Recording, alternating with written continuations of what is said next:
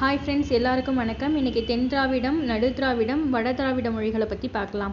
தென் திராவிட மொழிகள் தமிழ், மலையாளம், கன்னடம், குடகு, துளு, கோத்தா, தோடா, கௌரகா, இருளா 9 மொழிகள் இருக்குது.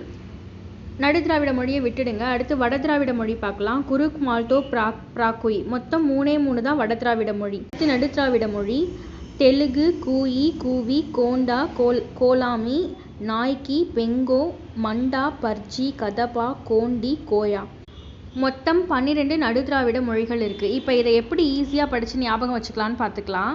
முதல்ல நீங்கள் தென் திராவிட மொழி 9, வட திராவிட மொழி 4, இதை நல்லா படிச்சுக்கோங்க. இதை நல்லா படித்து மனப்பாடம் பண்ணிக்கோங்க. இதில் எது தென் திராவிடம், எது வட திராவிடம்னு உங்களுக்கு நல்லா தெரியணும். அதுக்கு அடுத்து இதில் இல்லாதது எதுவோ அதுதான் நடு திராவிட மொழி. இதில் நீங்கள் தரவாக இருந்தால் இதில் இல்லாத ஒன்று எதுனா அதுதான் நடு திராவிட மொழி. எக்ஸாமில் கேட்டால் ஈஸியாக ஆன்சர் பண்ணலாம். நன்றி.